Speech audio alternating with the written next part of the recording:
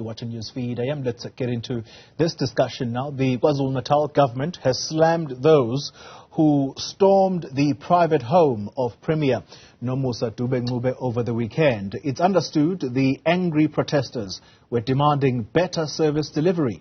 Now, before we start the discussion, let's quickly give you a sense of what actually happened.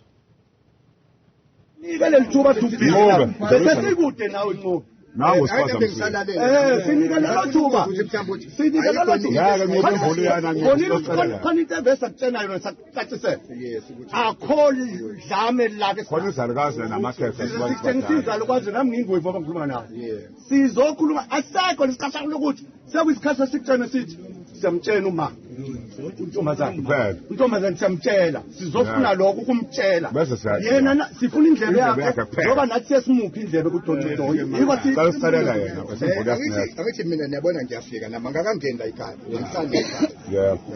abafethu laba ibona abaqapha yena.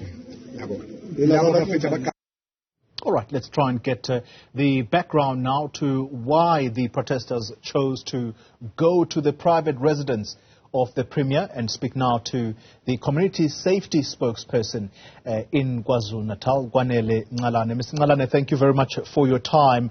What do you understand to have been the demands of these protesters who chose to go to the home, the private home of the KwaZulu-Natal Premier? Well, Tony, good morning and good morning to all the viewers at home.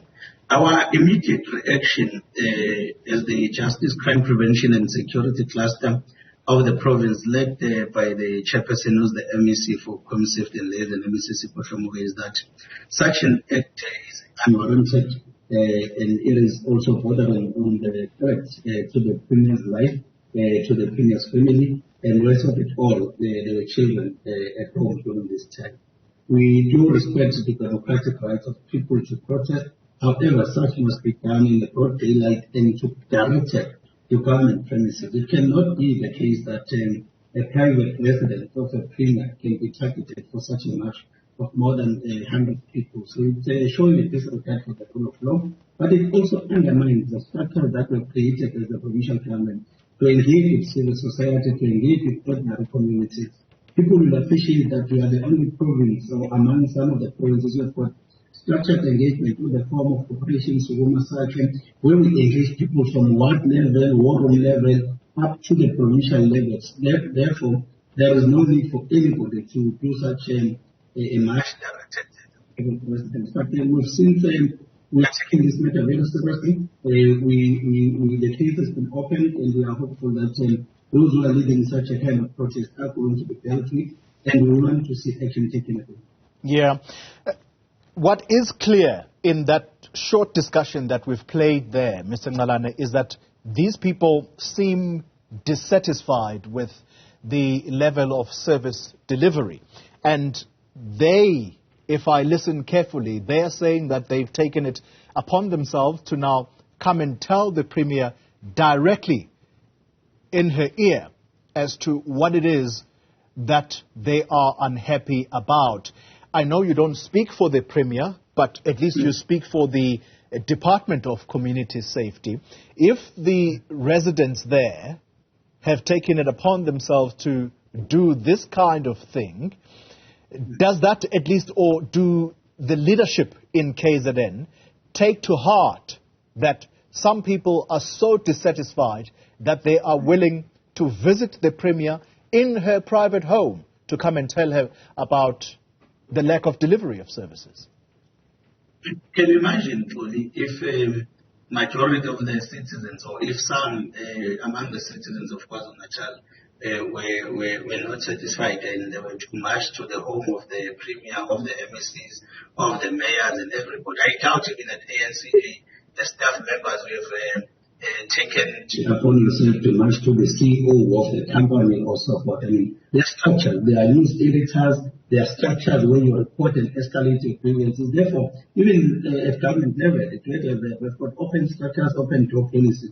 Therefore, we are willing to engage input. We have been engaging with many structures. We have been dissatisfied about certain issues. We've opened up forums to engage with those people.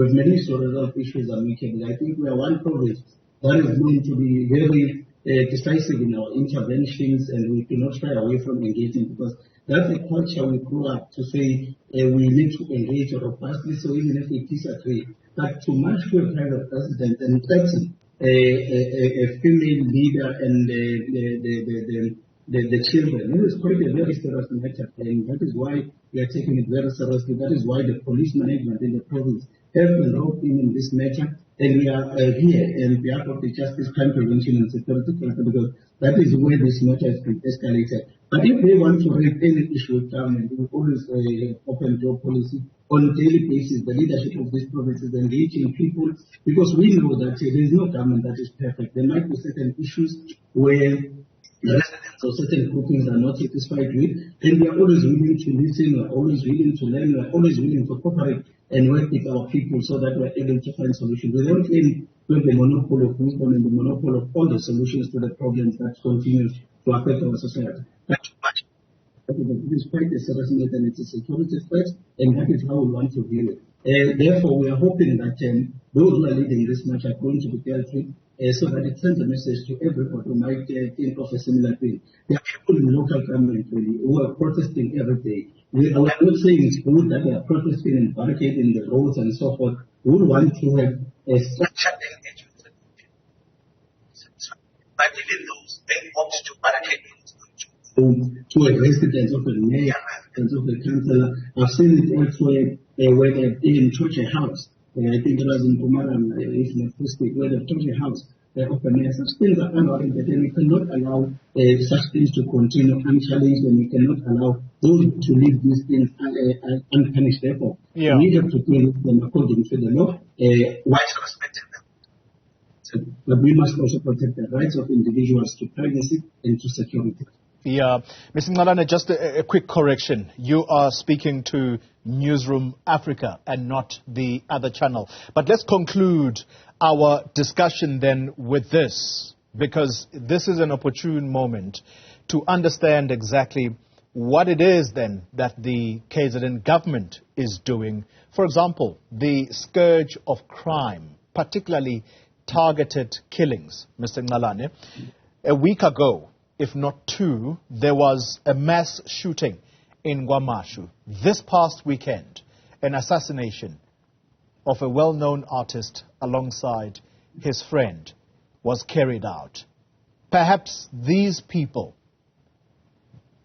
want, in part, to understand what the government is doing. I'm not saying that what they did is justified to go and storm the private residence of the Premier. That's why a case has been opened. That is wrong. But asking generally for the people of KZN now, who probably are just as worried about the scourge of crime, what is being done and what has been done, by the way, to implement the Moerane findings, particularly on targeted killings?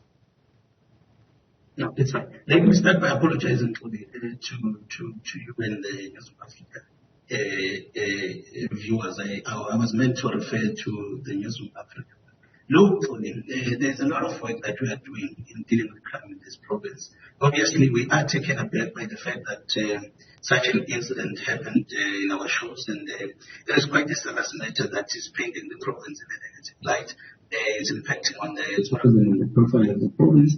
But also, you also appreciate the fact that the road is one of the central hubs of economy when it comes to debt, and therefore having witnessing such an incident on that road is quite shocking, and we understand that it might also instill fear to the patrons and the visitors in the province. That is why on the immediate we've made sure that we engage with the provincial commissioner as the provincial government to make sure that this case is investigated expedited, and we are quite optimistic that the team, the police that are working on this case, will soon make a breakthrough. However, we do not want to put pressure on them. We want them to be armed in their work. We want them to make sure that they leave no stone unturned in making sure that they conduct an investigation and arrest the perpetrators. Yeah. Secondly, we've also made sure that we beef up the security presence around these areas that are notorious, including Florida, but also had incidents in KwaMashu Hospital, Ncalane, and other areas. We are also focusing on those areas.